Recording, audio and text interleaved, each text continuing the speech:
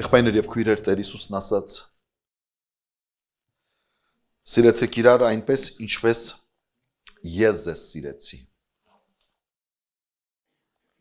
Սիրո դրսևորումների մասին ենք խոսում։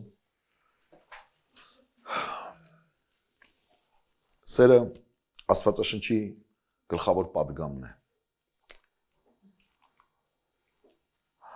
Զուրն մեր բոլոր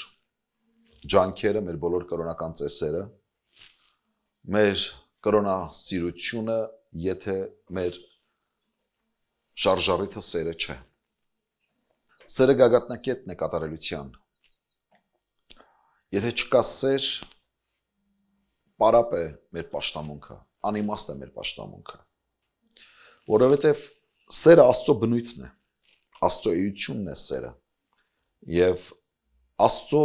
բնակության, մարդու մեջ բնակության վառ ցուցիչը, վառ արտահայտությունը, դա սիրո արկայությունն է։ Ուրիշ ոչ մի բան մարդու հավատքի մասին, մարդու քրիստոնյա լինելու մասին այդքան բարձր չի գոչում, որքան սիրո, սիրելու ունակությունը։ Լավ քարոզիչ կարող ես լինել, լավ, չգիտեմ, հանրահայտ քարոզիչ, հանրահայտ հովիվ, լավ փառաբանող, երգող, ծառայող, վարդապետ, քարոզիչ, եպիսկոպոս, չգիտեմ, տաղանդավոր, շնորհառատ, հոգեբան, այն, գրքեր գրող լինես, շատ լավ գրքեր գրես եւ այլն։ Այս ամեն ինչը ոչինչ է։ Ոչինչ է, եթե դու գործնական քո կյանքում սիրույց կաղում ես։ Սերը կատարելության գագաթնակետն է։ Եվ Տեր Հիսուսն ասաց. սիրեցեք այնպես, ինչպես ես ձեզ սիրեցի։ Այսինքն ես եմ այն օրինակը ձեզ համար, թե ինչպես կարելի է սիրել միմյանց։ Սա ոչ թե ըստ քո կամ իմ կարողությունների, ոչ թե ըստ կամ իմ կամ ըստ քո հասկացողության, այլ ըստ մեր առջև ունեցած այս կատարյալ օրինակի, որի անունն է Տեր Հիսուս Քրիստոս։ Սիրո ինչպիսին լինելը, քանի որ ասաց ինչպես ես ձեզ սիրեցի, այս սիրո ինչպիսին լինելու ուսուցումը մեզ տալիս է Սուրբ Գիրքը։ Ինչպես է սիրել Քրիստոս մեզ, դրա ուսուցումը տալիս է մեզ Սուրբ Գիրքը։ Ես ուզում եմ ճանաչել նրա սիրո ատրիբուտները, նրա սիրո արտահայտությունները, նրա սիրո մասին ունեցած պատկերացումները։ Դրա համար եմ ես Սուրբ Գիրքը ուսումնասիրում եւ Աստծո շնորհքով այն ուզում եմ մատուցել ձեզ, թանկագիններս։ Այսօրվա մեր ճաշի սեղանին մատուցվելու է սեր, չէ, սիրո մասին ուսուցումներ, բայց այդ սերը ուսուցման մակարդակի վրա պետք է չմնա։ Այդ սերը պետք է կյանք դառնա, այդ սերը գործողություն պետք է դառնա, այդ սերը հպում պետք է դառնա, որ յուրաքանչյուրս սիրված զգանք մեզ մեր կողքինի կողմից, մեր եղբոր ու քրոջ կողմից, եւ յուրաքանչյուր մեր եղբայր եւ քույրը մեր դրացին սիրված զգա իրեն, որ դու քո հարևանիդ հետ պատահական քո տան մուտքի մոտ հանկարծ հանդիպես եւ ձեր մոտ զրույց ծավալվի, նա չցանկանա այդ զրույցը ավարտվի եւ թեկուզ եւ 2 ժամ հետո կանգնի ասի, որ այնքան բավականություն եմ ստանում քեզ հետ շփվելուց, քեզ հետ հարաբերվելուց, անկախ նրանից թե նա ինչ կյանք է ապրում, ինչ տեսակ կյանք է ապրում։ Այ որ մտնում ես խանութ, այդ խանութի վաճառողուհին, որ ընդամենը մի քանի րոպե, մի քանի վայրկյան քեզ հետ շփում պետք է ունենա, այդ շփումը այնքան լինի սիրով, որ նրան դու փոխանցես այն դրական լիցքերը, որ իրան ուժ կտա ամբողջ օրը աշխատելու եւ բոլոր ոլորտներում Քրիստոսի սերը այս ուժը ունի եւ հիմա մենք նայում ենք թե ինչը ուսուցում այդ սիրո վերաբերյալ Առաջին Կորինթացիս նամակի մեջ ասում է սերը երկայնամիտ է սերը քաղցր է սերը չի նախանձում սերը չի գոռոզանում եւ սերը չի հպարտանում Մենք խոսեցինք սիրո կամ համբերող սիրո մասին Խոսեցինք նաև սիրո քաղցրության մասին, քաղցրության այս արտահայտության մասին։ Այսօր ցանկանում եմ խոսել ձեզ հետ սիրելիներ աննախանձ սիրո մասին։ Սերը ասում է չի նախանձում։ Սիրող մարդը չի կարող լինել նախանձ։ Հայերենի մեջ գեղեցիկ է ձևակերպված այս տերմինը, նախանձ։ Նախանձ մենք մտածում ենք երևի, երբ որ ուրիշը ինչ-որ մի բարձրունքի է հասնում, ինչ-որ մի վերելք է ունենում, կամ ինչ-որ հարցում հաջողություններ է ունենում, դու սկսում ես չարանալ նրա հանդեպ, կամ դու սկսում ես, չգիտեմ, ինչ-որ տարտմել, տխրել դրանից։ Հա, բայց մենք պետք է հասկանանք արմատը որտեղ է, որտեղից է գալիս ծնունդը առնում։ Հայերենն ասում է, մեր հայոց լեզուն շատ գեղեցիկ եւ հարուստ է, ասում է պրոբլեմը նախ անձն է, քանի որ քո կյանքում ամեն բանից առաջ դրված է քո անձը։ Իսկ սիրող մարդու կյանքում, քրիստոնյա մարդու, Քրիստոսի հետևորդ մարդու կյանքում չի կարող անձը, իր եսը լինի առաջին տեղում։ Նախանձ նշանակում է եսը առաջին տեղում է։ Սա հիմնարար, կարևոր դրույթ է։ Եթե մենք այս հարցում սխալվենք, շփոթվենք, մեր կյանքի հետագա ընթացքը ծուռ է ընթանալու, սխալ է ընթանալու։ Եթե սա հիմնակարային հարց է, սա հիմնականն է մեր կյանքի։ Եթե մեր կյանքի կենտրոնում կամ մեր կյանքի հիմնակարը անձն է մեր, եսն է մեր, դրա վրա կառուցված կյանքը, շարունակությունը կյանքի, ինքը փլուզման ենթակա է։ Եվ ցավոք սրտի շատ մարդիկ չեն գիտակցում սա։ Եվ շատ մարդիկ սխալ են դնում իրենց կյանքի հիմքը, իրենց եսը առաջնային պլան մղելով, առանց հասկանալու, որ իրենց դժբախտությունների, իրենց անհաջողությունների, իրենց կյանքի տրտմության գլխավոր պատճառը այստեղից է ծնունդ առնում։ Երբ սեփական անձն է առաջին տեղում, սերը չի նախանձում։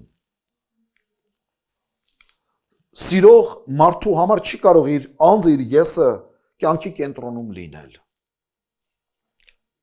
Չի կարող ամեն բան դառնա քո անձի շուրջ, եթե դու Քրիստոսի հետևորդ ես, եթե դու ապրում ես Քրիստոսի օրինակով, եթե դու սովորում ես սիրել ինչպես Քրիստոս սիրեց, որովհետև Քրիստոս երբեք իր անձը կենտրոնում չդրեց, երբեք իր անձը առաջին տեղում չդրեց։ Նա իր ծնված օրվանից մինչև իր մահը մատուցեց իր անձը ծառայության, Աստծո եւ մարդկանց։ Նա իր կյանքի պարգևը Աստծուց առած այդ շնորհը, կյանքի պարգևը ընդունեց որպես միջոց ծառայեցնելու այն վասն մարդկանց փրկության եւ բարեկեցության։ Կյանքի շնորհը, որ մենք ստացել ենք Աստծուց, դա տրված չէ, որ մենք այն կիրառենք, օգտագործման մեջ դնենք վասն մեր հաջողությունների, ուրախությունների, նվաճումների եւ բավականացման, բավարարման։ Մենք ոչված չենք շարունակ սնելու մեր եսը, կերակրելու մեր եսը, այն մարդը, ով շարունակ իր եսն է սնուցում, իր անձն է սնուցում, նա ամեն բան դիտարկում է միջոց, որով կարող է իրեն մեծարել, իրեն փառավորել, իրեն սնուցել, իրեն հագեցնել, իր անձը ուրախացնել, նա իր ծնողներին դիտարկում է որպես միջոց ծառայեցնելու իր նպատակների, իր ցանկությունների բավարարման, իր երեխաներին դիտարկում է որպես միջոց իրեն մի բաժակ ջուր տվող լինի, իր անձի համար, իր անձին որպես ծառայող օբյեկտ, իր հարևաններին դիտարկում է որպես միջոց, իր անձին ծառայեցնելու միջոց, իր հայրենիքը, իր պետությունը նայում է որպես միջոց, որը պետք է ծառայի իր անձին, իր եսին, ամեն բան, երբ որ դառնում է քո անձի, քո եսի շուրջ, հիշիր, որ դու սեփական ձեռքերով փորում ես քո գերեզմանը, դու չճանաչեցիր երջանկության գաղտնիքը, որովհետև եսը անհատակ գերեզման է և այն երբեք հագեցում չունի, այն երբեք բավարարում չունի, կշտանալ չունի, նա միշտ փնտրում է իրենը, ուզում է իրենը ու երբեք չի հագենում ու երբեք չի կշտանում։ Ժամանակակից տեխնոլոգիաները տալիս են, գիտեք, աշխատում են մարդու այս բնական պահանջի վրա հագեցնել կամ սևեռել իրենց անձի վրա ուշադրություն։ Եվ այս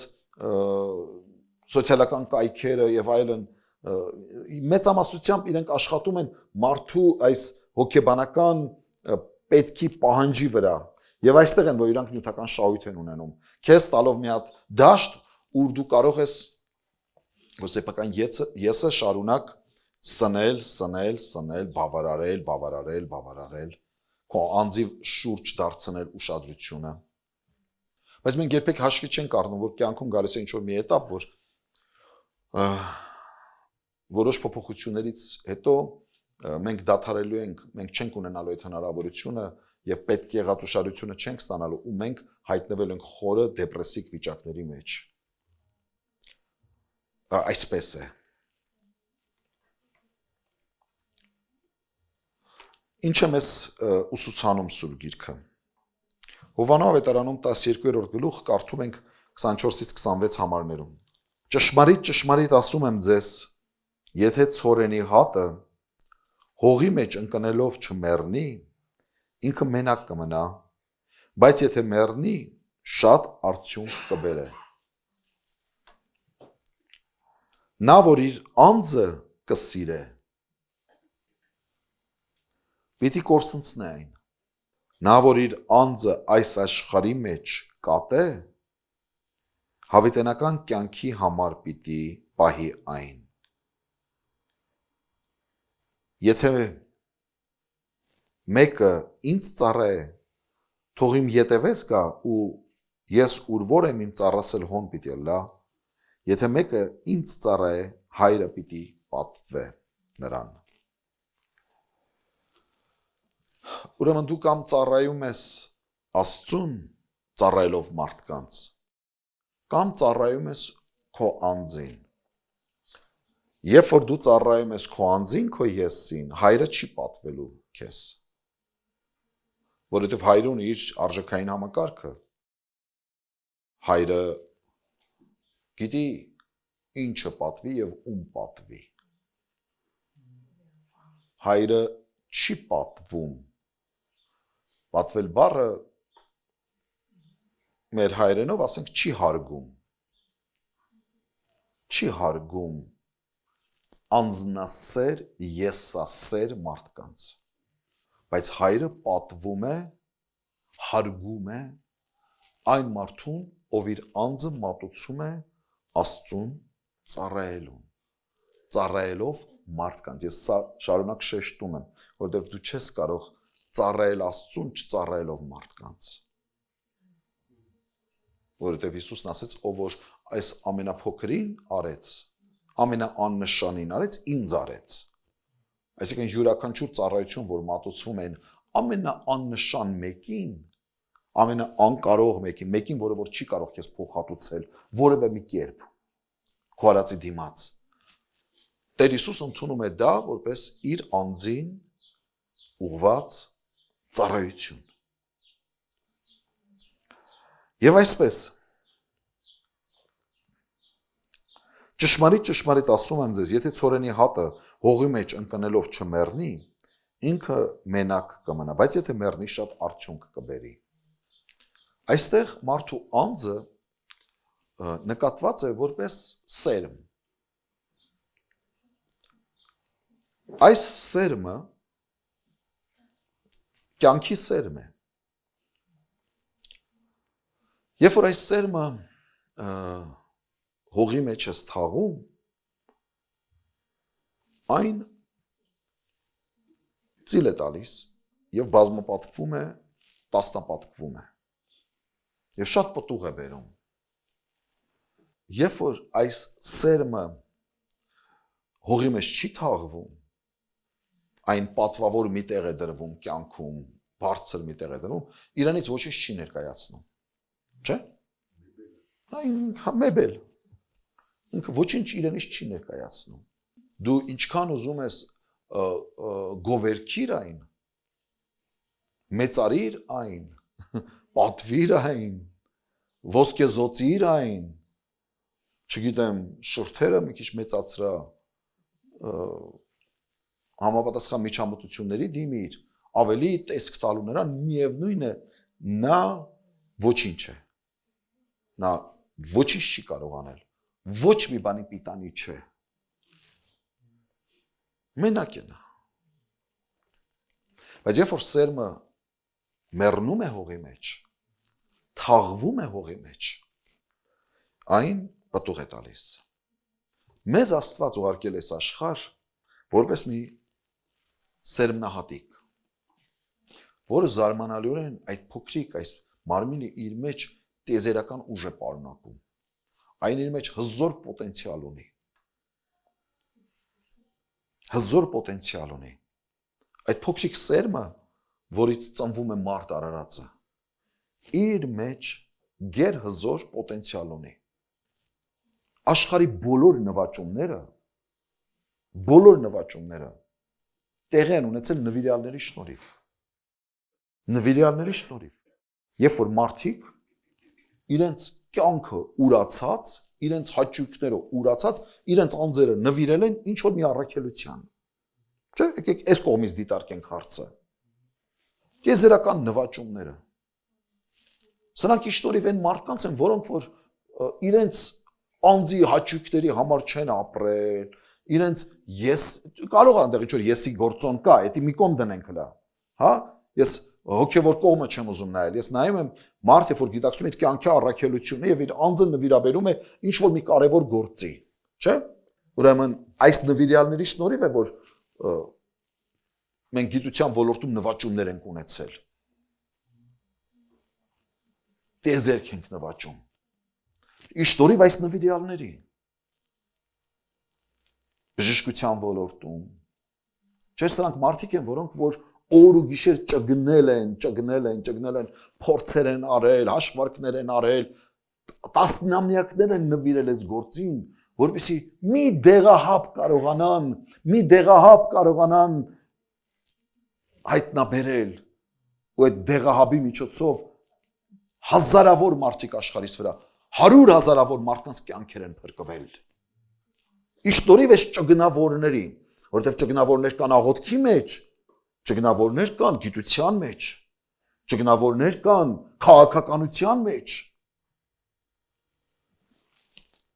Ես պետք է ցանկանայի, օրինակ, երբեմն ինձ հարց եմ տալիս, լինեի այսինչ կամ այնինչ երկրի, թեկուզ իմ երկրի ղեկավարի կառավարիչի դերում։ Ես ինքս ինձ հարցը տվել եմ։ Ես խոսում եմ այն մարդկանց մասին, որոնք որ նվիրյալներ են, որոնք որ իրոք ծառայում են հանուն ազգի, ոչ թե հանուն իրենց գրպանի։ Այդքան թուքումուր, անեցք, հայոյանք, ես պատրաստ եի ուտել։ Սրա համար դու պետք է իրոք լինես նվիրյալ։ Այսինքն եսը տուրացած հանուն մի առաքելության, հանուն մի նպատակի, ինչ էլ որ լինի նպատակ, հասկանու եք, ես գլոբալ առումով եմ խոսում։ Ես լսում եմ հանրահայտ աշխարհահռչակ, օրինակ խմբերի գործունեությունների մասին եմ կարդում, կամ տեսահոլովակներ դիտում, թե ինչպես օրինակ այսինչ խմբի, այսինչ երաժշտական, այսինչ ստեղծագործությունը ինչպես է ծնունդ առել։ Երբեք չի եղել, որ գիտեք ինչ, ուղղակի մի օր նստած է եղել, գիտարը վերցրել է ձեռքի, այսպես նվագել է ու ծնվել է դա։ Այդ պահին, ինչպես ասում են, մուսան եկել է։ Մեծ հանրահայտ խմբեր, որոնք որ աշխարհահռչակ լուրջ ստեղծագործություններ ունեն։ Ես լսում եմ այդ խմբի կենթանի օրինակ երաժիշտերի վկայությունները, նրանք պատմում են, որ ամիսներ են տևել, ամիսներով ասում են մենք դուրս չէինք գալիս մեր այդ փորձի սենյակներից եւ աշխատում էինք, վիճում էինք, կռիվ էինք տալիս, միջև կարողացանք գտնել ճիշտ ակորդը, ճիշտ հարմոնիան, ճիշտ մոտեցումը, ճիշտ էս ինչը, միջև ստեղծվել այդ երաժշտությունը ու տասնամյակներ շարունակ օրինակ այդ գործերը կանթնդում են աշխարհով մեկ։ Այսինքն մարդը ինչ է արել։ Մարդը սահմանափակել է իրեն։ Կյանքից, ուտել, խմելուց, դրսից, հաճույքներից, այստեղից, այնտեղից ու որից ծնունդ առել ինչ-որ մի բան, չէ՞։ Որը որ միլիոնավոր մարդկանց տալիս է այդ հոգևոր աճույքը։ Լսելով օրինակ այդ երաժշտական գործերը։ Այսինքն սերմը, երբ որ ապրում է իր անձի համար, ինքը ոչինչ է։ Եթե դու քո անձը չի ծառայում ինչ-որ առաքելության, ինչ-որ մի նպատակի, դու սովորական փոշեհատիկ ես, փոշեհատկի նման մի բան։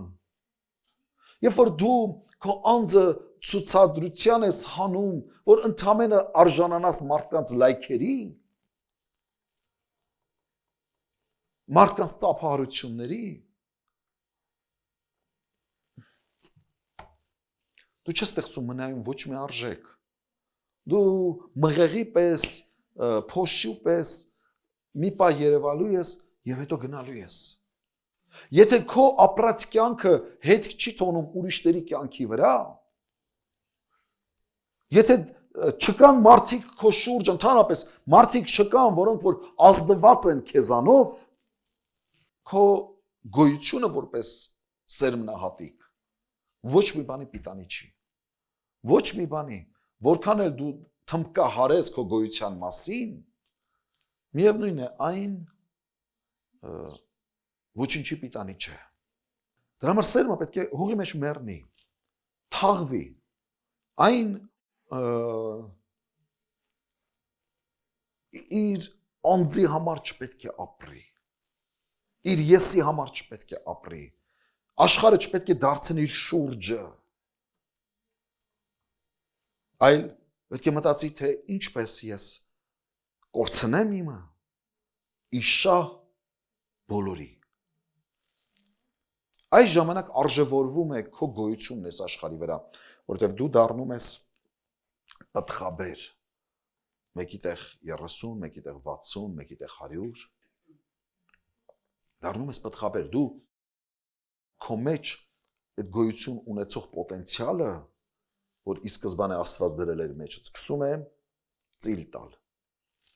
սկսում է պտուղ տալ, սկսում է օգուտ տալ։ Եվ ոչ թե դու վերածվում ես մենակ ուտողի, որ քո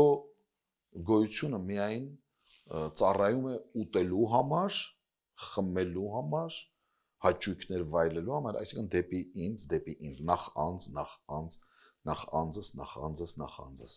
հասկանալի է, չէ՞։ Մի ևս կարևոր բան, երբ որ մարդը իր կյանքի առաջին տեղում դնում է իր անձը, նա դառնում է շատ խոցելի եւ ջուրագրգիռ, քանի որ իր կյանքի կենտրոնում իր եսն է, իր անձն է,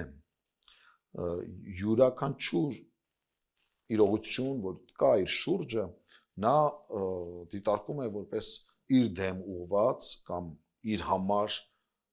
գոյություն ունեցող, հա, իր շահին ծառայող մի բան։ Ու երբ որ իր ակնկալիքներն, իր սպասելիքները չեն իրականանում, նա դառնում է շատ բարկացկոտ։ Նա դառնում է շատ հեշտ խոցելի, շուտ նեղացկոտ։ Տեսել եք մարդիկ, որոնք շատ շուտ նեղանում են, շատ շուտ նեղանում են, շատ շուտ նեղանում են։ Ինչու են նեղանում, որովհետև իրենց անձը շատ կարևորված է իրենց համար։ Եվ երբ որ պետք եղած ցանկալի ուշադրությանը չեն արժանանում, դառնում են շատ բարկացկոտ, ներքին բարկությունը իրանց մեջ ծնունդ առնում, եւ սա խանգարում է իրենց ապրել։ Սա դժվարացնում է իրենց կյանքը։ Նրանք շարունակ հայտնվում են կոնֆլիկտների մեջ։ Նրանց ներվերը, նյարդերը գերլարված վիճակում են եւ յուրաքանչյուր փոքրիկ այսպես հպում նրանց դարձնում է ջուրագրգիռ, բարկացկոտ եւ դժբախտ։ Ինչու որովհետեւ իր անձն է առաջին տեղում։ Հողի մեջ թաղված սերմի հողի վրայով կարելի է քայլել, գնալ, գալ, նա ոչինչ չի զգում, որովհետեւ նա հողի մեջ է։ Բայց նա որ հողի մեջ չէ, նա շուտ տրորվում է։ Նա շուտ ցավ է ապրում։ 25-րդ խոսքն ասում է, նա որ իր անձը կսիրե, պիտի կորսնցնե զանիկա։ Նա որ իր անձը այս աշխարհի մեջ կատե, հավիտենական կյանքի համար պիտի պահե զանիկա։ Ով որ իր անձը սիրում է, ասում է արդյունքում ինչ է անելու։ Կորցնելու է այն։ Իսկ այն ինչը որ դու այդքան շատ սիրում ես, արդյունքում դու կորցնելու ես այն։ Բայց նա որ իր անձը կորցնի, այս աշխարհի մեջ կատե նշանակում է մերժում է իր անձը այս աշխարհի մեջ։ Ատել նշանակում է մերժել, առաջին տեղ չդնել։ Հավիտենական կյանքի համար պիտի պահե զանիկա։ Իր անձը սիրողը պետք է միշտ իմանա, որ արդյունքում վնասվելու է այն, կորցնելու է այն եւ երբեք այս աշխարհից չի գնալու բավարարված։ Երբեք։ Նա կարոտով է գնալու այս կյանքից, չբավարարված։ Կորցնելու է այն վերջապես։ Իսկ նա որ իր անձը այս աշխարհի մեջ ասում է մերժում է, հավիտենական կյանքի համար է պահում։ Այս խոսքին ուշադրություն դարձնենք, հա, ով որ իր անձը սիրում է, կործանելու է այն։ Կորցնցնել նշանակում է նաև կործանելու է այն։ Տեսեք ինչ ասում Աստծո խոսքը։ Առակաց 14:30 համարում։ Հանդարտ սիրտը մարմնին կյանքն է, բայց նախանձը ոսկորներուն փտություն է։ Հանդարտ սիրտը մարմնի կյանքն է։ Նա ով ունի հանդարտ խաղաղ սիրտ, նա նախանձ մարդը չի կարող խաղաղ սիրտ ունենալ, որտեղ նրան միշտ բորբոքում է ուրիշների նվաճումները, ուրիշների հաջողությունները, ուրիշների ստացած լայքերի քանակը, ուրիշների ստացած ուշադրությունը, ուրիշների ունեցած շորը, կոշիկը, ուրիշների ունեցած մեքենան, ուրիշների ունեցած տունը, ուրիշների ունեցած, չգիտեմ, ամուսինը, կինը, երեխան նախանձում է եւ նա չի կարող հանդարտ կյանք ապրել։ Իր անձը առաջին տեղում դրած մարդը չի կարող երբեք խաղաղ հանդարտ կյանք ապրել։ Մոռացեք, այդ ժպիտներին մի խապնվեք, այդ որ կարող Instagram-յան գեղեցիկ այնպես խաղաղ ժպիտով բան եւ այլ, չէ, մեջը փոթորիկ է, երբ որ մարդը իր կյանքում առաջին տեղը դրել է իր անձը։ Նա հանդարտ կյանք չի կարող ունենալ։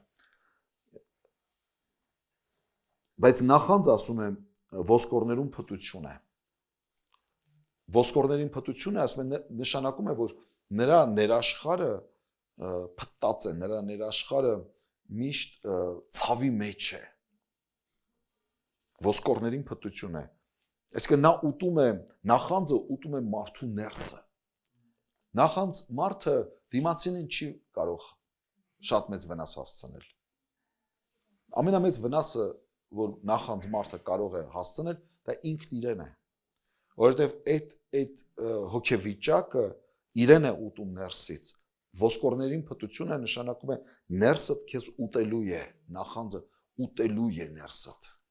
Նա որ սիրում է իր անձը, ամեն բանից ու ամեն ինչից առավել, թվում է դա իր հաջողության գրավականն է եւ նախ ես, այդպես չի։ Դու դառնալու ես կյանքի եւ աշխարհի համար շատ ջուրագրգիռ մեկը եւ ուրիշների կյանքի հաջողությունները անպայման բորբոքելու են քո ներաշխարը եւ քեզ համար դառնալու այն փտություն կամ խոց ներքին ցավ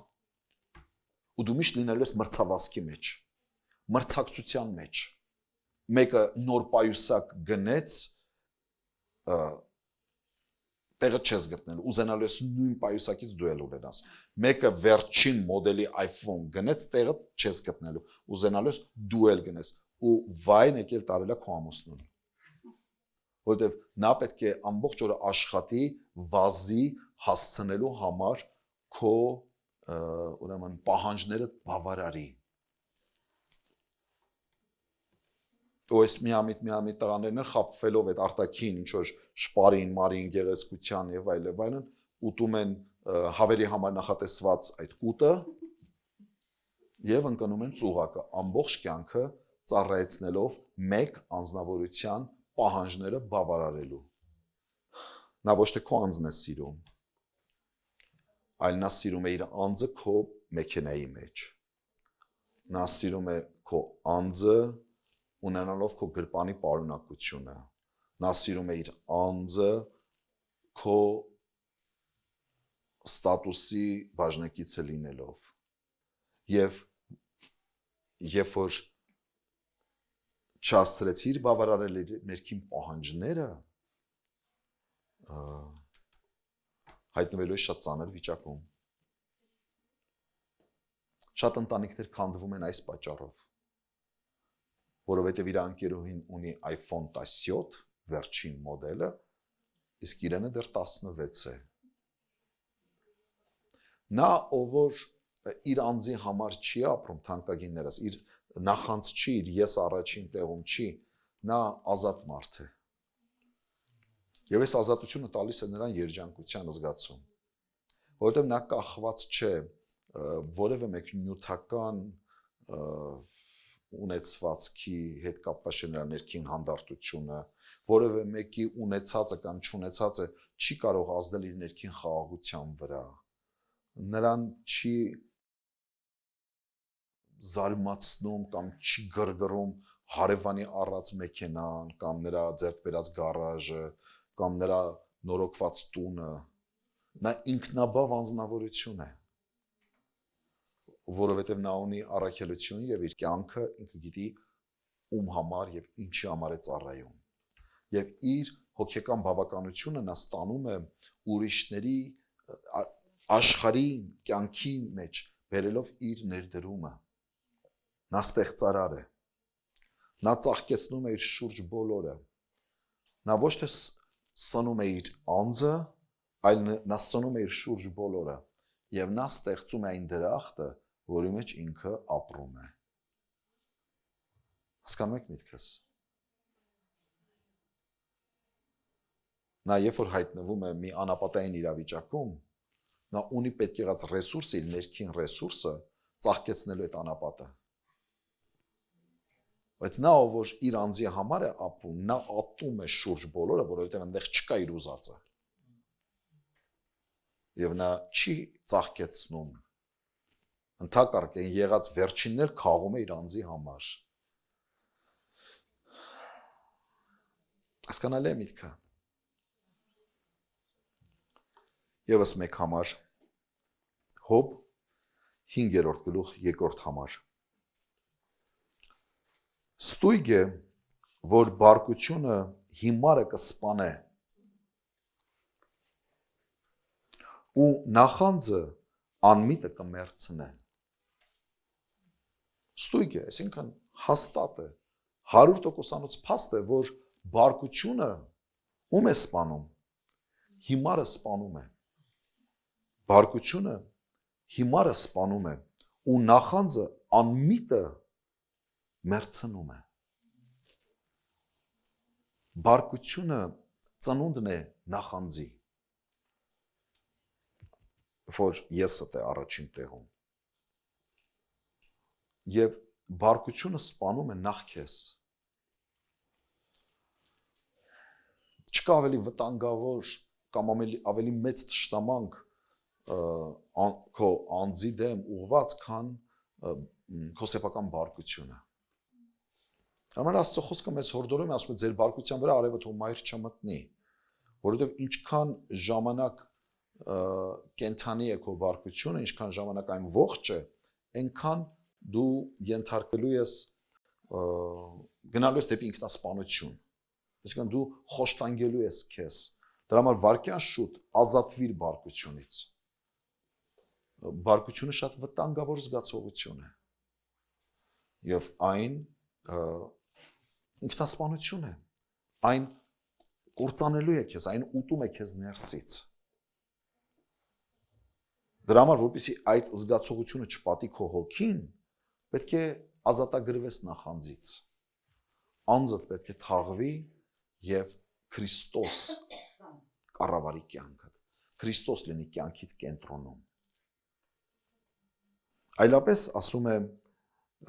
ու նախանձը անմիտը կմերցնե, ինչու է որակավորում նախանձ մարդուն անմիտ։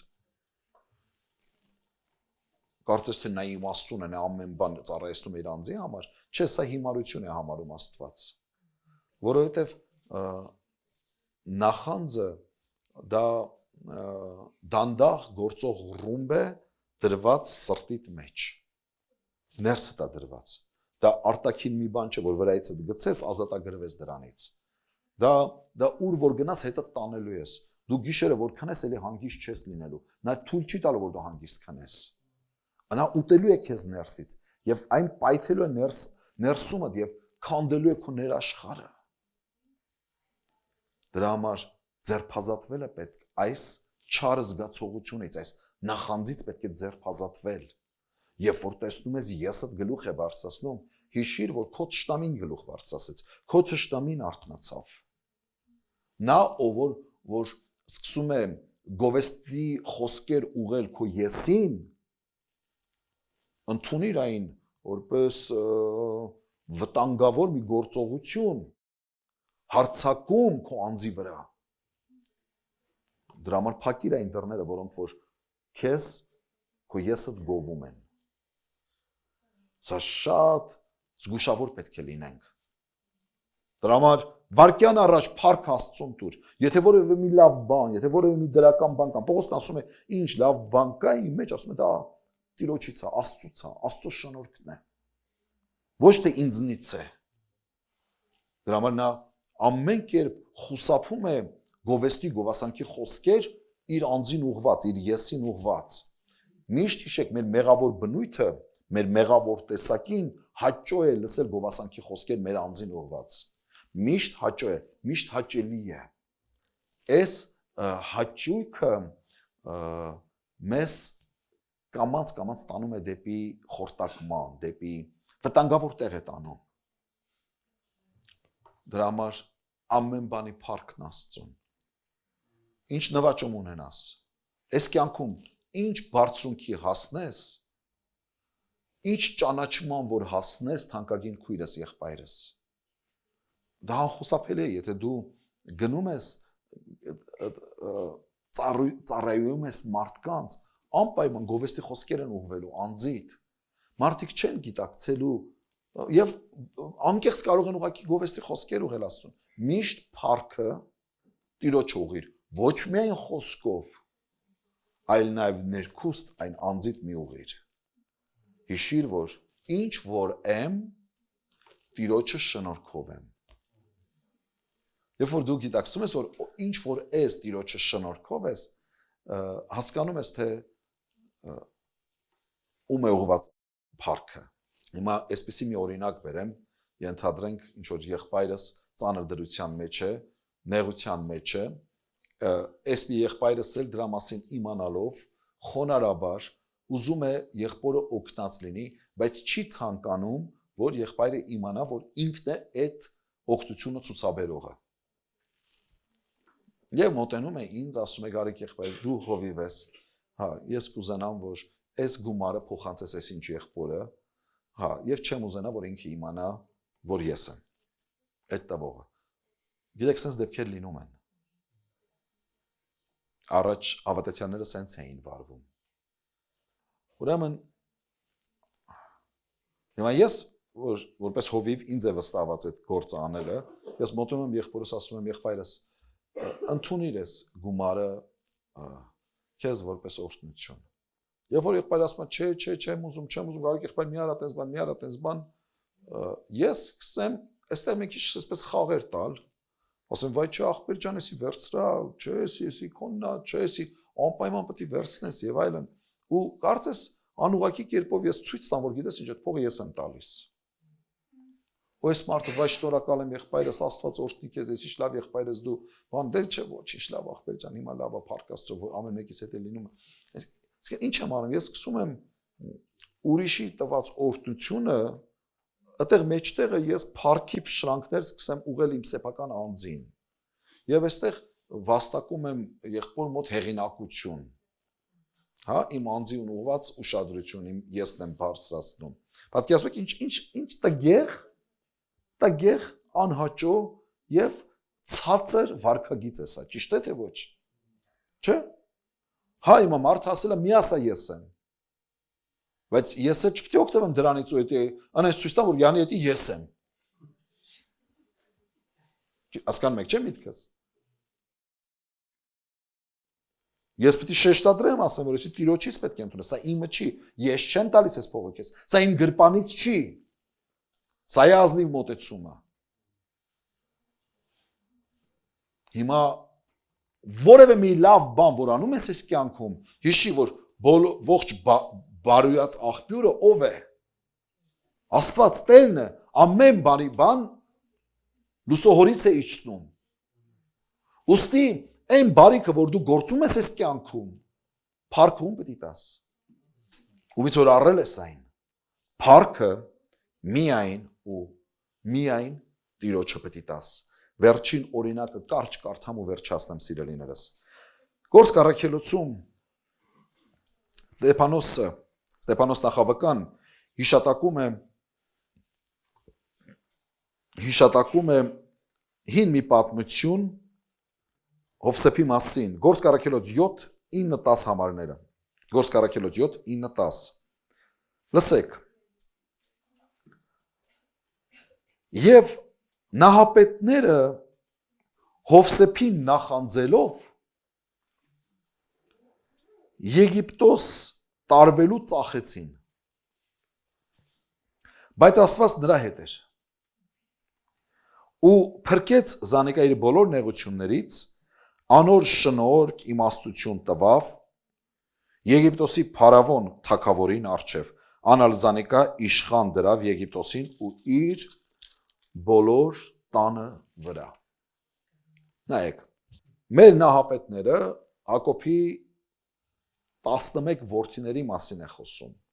Մեր նահապետները Հովսեփին, այսինքն իրենց եղբորը Հովսեփին նախանձելով Եգիպտոս տարվելու ծախեցին։ Նայեք, մարդը ինչ ստորությունների ընդունակ նախանձի պատճառով։ Քանի որ իրենց եղբորը նախանձեցին, քանի որ եղբայրը ավելի սիրված էր հոր կողմից, հետո եղբայրը ինչ որ երազներ, տեսիլքներ էր տեսնում, գալիս պատմում էր, միամտաբար, երբեք չէր սպասում։ Գիտես, ինքը իրեն թվում է, թե ինքը իր վստահելիների շրջանակի մեջ է։ Ոնց կարա եղբայրը եղբորը նախանձի։ Եղած է, ասենք իր կամքից անկախ է եղել, դա այնպես չի, որ ինքը գիշերները երազներ է նկարել, երազները հորինել։ Աստվածանից ստացած մեսիջներ էր ստանում, հաղորդագրություններ էր ստանում Տիրոջից, միամտաբար գալիս պատմում էր իր եղբայրներին կամ իր հորը, առանց գիտակցելով, որ սրանով նրանց նախանձն է գրգռում։ Այնքան գրգռեց այդ նախանձը նրանց, որ նրանք ստոր քայլի գնացին, նախ ուզում էին սպանեին, հետո եղբայրներից մեկի խորհրդով ասեց ավելավա ծախենք, շատ փող ունենանք մեջ, այսինքն սպանենք մեջ ինչ քար ունենք, կներեք արտահայտությանս համար։ Գոնե մեջը փող ունենանք։ Մենք ուր է հասնենք, հիմքը որտեղից է գալիս։ Հասկացողը հասկացավ։ Աղբորը ծախում են, մեջ փող ունենան։ Եթե իրենց աղբորը ծախել են, մեջ փող ունենան, Հիսուսին էլ կծախեն, նրան էլ կծախեն։ Հələ ծախում են։ Նախանձը շատ վտանգավոր, ահավոր բան է։ Որտեվ եսը շատ է փչված։ Աղբորը ծախեցին, բայց այսօր մի բան կա, ով որ իր անձը բարձրացնի, պիտի խոնարհվի։ Ով որ իր անձը խոնարհեցնի, պիտի բարձրանա։ Այստեղ կարևոր մի բան է ասում, բայց Աստված նրա հետ էր։ Աստված չի կարող նրա հետ լինի, ում կյանքի թագավոր իր եսն է։